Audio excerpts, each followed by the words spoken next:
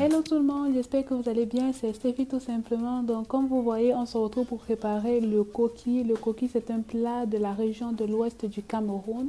Pour cela, nous avons besoin des graines de cornille. Ce sont des graines de haricots sauvages que vous trouvez dans les épiceries africaines.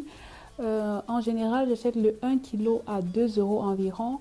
Vous pouvez acheter les graines déjà nettoyées ou alors déjà concassées comme on dit au pays. Donc la première étape quand vous prenez vos graines, c'est de concasser.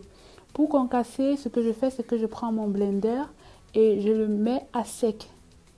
Et ensuite, je vais le mettre en marche en secouant pour en fait casser les graines de cornille. Donc, je vais faire ce qu'on appelle au pays concasser. Donc, je vais essayer de concasser comme ceci. Vous pouvez acheter les graines déjà concassées à Château Rouge également. Ça coûte 2 fois plus cher. Et si vous achetez les graines déjà lavées, ça coûte 4 fois plus cher. Donc, je préfère acheter ce qui coûte le moins cher, donc les graines nature. Je concasse moi-même, donc je concasse comme ceci. Je prends les graines, je mets dans mon blender à sec et puis je l'agite pour que toutes les graines essayent de se casser. Comme vous voyez, je vous laisse regarder à l'image. C'est vraiment très simple. Si c'est votre première fois de cuisiner le coquille, je vous conseille d'acheter les graines déjà concassées ou alors déjà lavées. Comme ça va être plus facile pour vous. Mais bon, j'ai déjà fait cela plusieurs fois, donc pour moi, on va dire, c'est plutôt facile. Ensuite vient l'étape où il faut laver les graines. Donc laver les graines permettra en fait d'enlever toute la peau qui entoure la graine, à savoir toute la pulpe, parce que cette pulpe-là n'est pas bonne à consommer. Donc pour cela, je vais tremper mes graines de cornille, je vais tremper environ 1 heure. Je laisse environ 1 heure pour que les graines puissent être gorgées d'eau, et si elles sont gorgées d'eau, la pulpe va se décoller toute seule. Donc c'est ce que je fais. J'ai mis 2 récipients tout simplement parce que le récipient n'était pas assez grand. Vous pouvez faire dans un seul récipient. Moi j'en ai mis 2 juste à cause de la taille de mes récipients.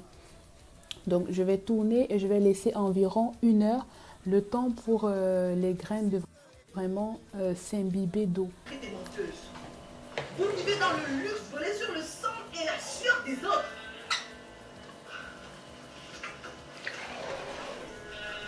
Du coup, 1 heure plus tard, vous voyez que les peaux ont commencé à remonter. J'étais tranquillement posée en train de regarder ma série. Et ce que je vais faire, c'est que je vais juste tourner comme ceci et je vais rincer plusieurs fois pour retirer en fait toutes les peaux, toute la pulpe des graines. Donc, je n'hésite pas à utiliser mes doigts, à masser, à frotter les graines pour que toute la pulpe se décolle et je vais rincer. Ce processus est un processus, on va dire, un peu compliqué. Ça prend beaucoup de temps. Pour laver environ 1 kg, ça m'a pris 1 heure à 1 h 30. Donc, c'est vraiment un processus qui prend beaucoup de temps. Donc, je rince comme ceci, puis je vais rajouter de l'eau et je vais recommencer. Je vais frotter jusqu'à ce qu'il n'y a plus aucune pulpe, jusqu'à ce qu'il n'y en a presque plus, on va dire ça parce qu'il y en aura toujours, mais il faut que les graines soient le plus propres possible. Je vous laisse voir, j'utilise mes mains, je frotte, j'enlève, je tamise, je récupère de l'eau, je recommence, ainsi de suite, jusqu'à ce que le résultat me satisfait. Mais généralement, moi, je vous conseille, prenez une série, regardez votre série pendant que vous travaillez, comme ça, vous n'allez pas voir le temps passer. Et comme je l'ai dit, vous pouvez acheter les graines déjà faites ou alors demander, si vous avez de la famille au Cameroun, de vous envoyer les graines déjà lavées et séchées. Comme ça, vous n'avez plus qu'à tremper. Moi, c'est ce que je fais, mais comme je cuisine très souvent, donc souvent j'en ai plus, donc je suis obligée d'acheter dans les épiceries sur place. Et comme je ne veux pas payer très cher, je préfère laver moi-même. Donc je fais ça, ça prend beaucoup de temps. C'est vraiment, il faut être patient. Donc je récupère l'eau, je vais utiliser environ, je vais changer l'eau environ 3 à 4 fois, mais sinon je réutilise la même eau, je lave jusqu'à ce que ce soit OK. Et 1 heure plus tard, voici le résultat. Donc 1 heure plus tard, le coquille est complètement propre, regardez vous-même. Donc ce sont des graines de cornille que je vais appeler par la suite coquille, hein. Ce sont des graines avec lesquelles on fait le coquille. Vous voyez que c'est totalement propre. Je vais rincer une dernière fois. Et normalement, quand vous êtes au pays, quand on a rincé la dernière fois, on vous envoie à la machine pour écraser parce qu'au Cameroun, on a des machines spéciales pour écraser le coquille. Ces machines sont spéciales parce que les machines ne prennent pas beaucoup d'eau parce que les graines de coquille, c'est bien de les écraser avec le minimum d'eau possible. Mais comme je ne peux pas avoir ce style de machine chez moi, je suis obligée d'écraser au blender et je vais vous donner la première astuce que vous devez faire pour éviter, on va dire, de ruiner votre coquille. Donc, lorsque j'ai fini de rincer, mes graines sont propres, je serai obligée d'utiliser plus d'eau que prévu. Donc, je vais essayer de mettre la quantité d'eau le plus petit possible. C'est-à-dire que vous voyez, je mets de l'eau. Bien sûr, le seul ingrédient que vous pouvez rajouter quand vous écrasez votre coquille, c'est du piment, que du piment ou pas de piment. On ne met pas de tomates, ni d'ail, ni d'oignon dans le coquille. C'est que le piment ou rien du tout. Donc voilà, je commence à écraser. Ouais, je préfère mettre un peu d'eau et rajouter au fur et à mesure. Ne mettez pas beaucoup d'eau parce que le coquille, normalement, il faut écraser avec presque pas d'eau. Donc je vais écraser comme ceci jusqu'à ce que ce soit, on va dire, bien écrasé. Et puis je vais faire pareil pour une bonne partie de ce coquille-là. Donc bien sûr, comme je l'ai dit, ne rajoutez pas d'ail, ni d'oignon, ni de tomates dans le coquille. On a besoin que du piment. Ou si vous n'aimez pas le piment, vous faites sans piment. Donc je vais écraser, voilà, vous voyez, j'ai tout écrasé. Maintenant, je vais garder ce sachet-là parce que parfois, ce que je fais, c'est que lorsque j'ai lavé mon coquille, je garde une partie au congélateur et puis je pourrais l'utiliser plus tard. Un jour, je fais du coquille, je décongèle et j'écrase tout simplement. Donc voilà, je vais prendre, comment ça s'appelle, un pilon et je vais tourner le coquille pendant environ 15 minutes. Comme on a déjà mis beaucoup d'eau pendant qu'on écrasait, vous allez voir que maintenant, on ne va plus rajouter beaucoup d'eau. C'est la première des choses que vous devez faire, ne pas rajouter beaucoup d'eau quand vous allez vouloir en fait mélanger votre coquille. Donc là, je mets du sel, bien sûr, vous goûtez pour voir si le sel est à votre convenance. Je vais tourner pendant environ 15 minutes.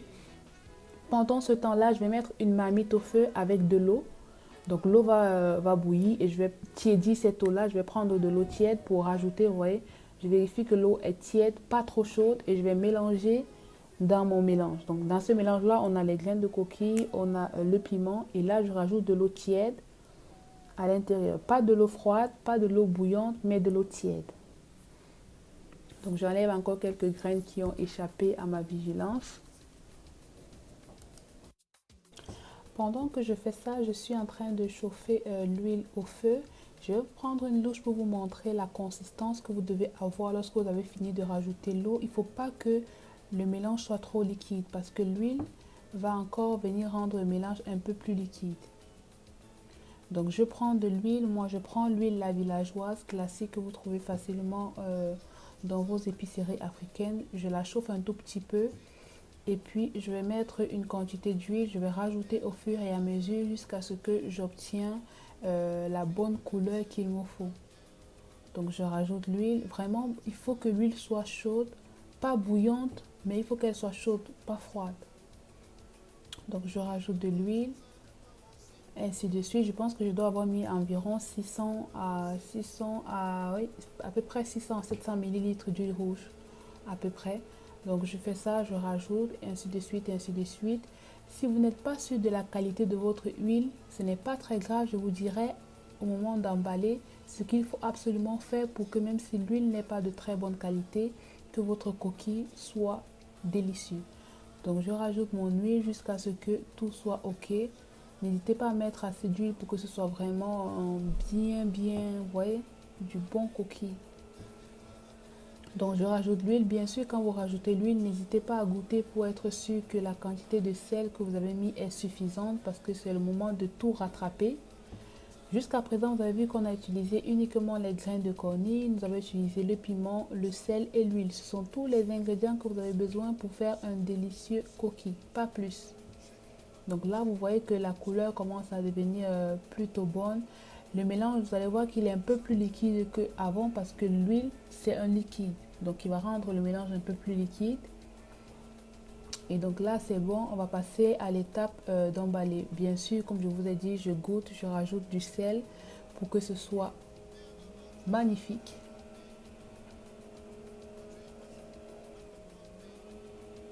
Voilà, donc maintenant pour emballer, ce que je vais utiliser, Au pays, on utilise les feuilles, mais étant donné que les feuilles sont difficiles à trouver ici, j'utilise du papier aluminium. Donc, je coupe 2 papiers aluminium assez longs, comme vous voyez. Je les pose sous forme de croix. Je vais vous montrer, je les pose l'une au-dessus de l'autre avec un plat en dessous. Donc, je pose la première feuille, je pose la deuxième feuille pour que ça fasse une croix. Ensuite, je prends un papier cuisson. Donc, il faut que le coquille ne soit pas en contact avec le papier aluminium parce que vous savez, le papier aluminium n'est pas bon pour la santé. Donc, je vais mettre le coquille uniquement sur le papier cuisson. Donc, je vais mettre un peu d'huile sur le papier cuisson pour que quand le coquille soit prêt, que ça ne colle pas sur le papier cuisson. Ensuite, regardez la texture. Voilà. Et je mets dans mon papier cuisson. Donc, j'appuie dans l'assiette pour que ça puisse en fait bien remplir.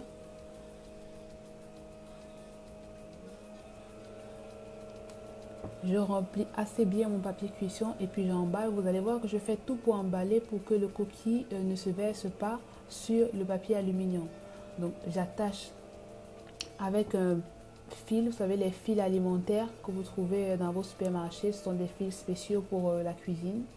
Donc je commence d'abord par bien fermer le papier cuisson. Donc j'attache le coquille dans le papier cuisson. Regardez bien. Et ensuite, je ferme le tout dans le papier aluminium. Je vous laisse voir en image. Normalement, c'est assez explicite pour voir comment je fais. Vous voyez, j'arrête bien le tout et puis j'attache comme au pays. Donc, je prends mon fil, j'attache, je fais le tour.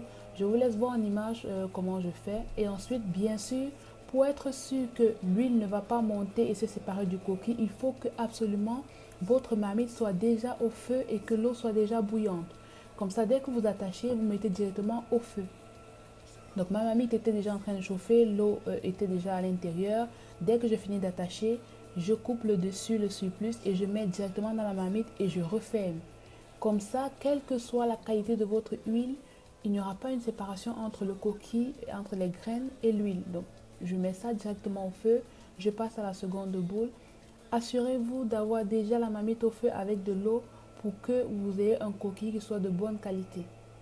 Donc, je refais pareil pour cette quantité-là. Vous voyez, j'ai fait environ, on va dire, environ 800 grammes de graines de cornille. Ça m'a donné 6 boules de coquille. 6 boules, elles sont plutôt moyennes, les boules de coquille, vous verrez. J'attache, je recommence le même principe pour chacune des boules. Bien sûr, je vérifie bien que mon feu soit au maximum. Il faut que quand vous mettez le coquille au feu, que la marmite soit bien chaude, bien bouillante. Comme ça, l'huile n'a pas le temps de se séparer du mélange de graines.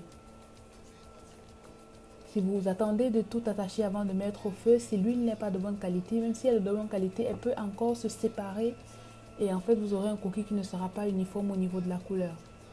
Donc je fais ça, je prends une paire de ciseaux, je coupe le surplus et je mets dans la marmite qui est en train de bouillir, je la referme et je continue ainsi de suite, ainsi de suite, ainsi de suite. Et voilà le résultat. 2 heures plus tard, j'ai accompagné cela du manioc.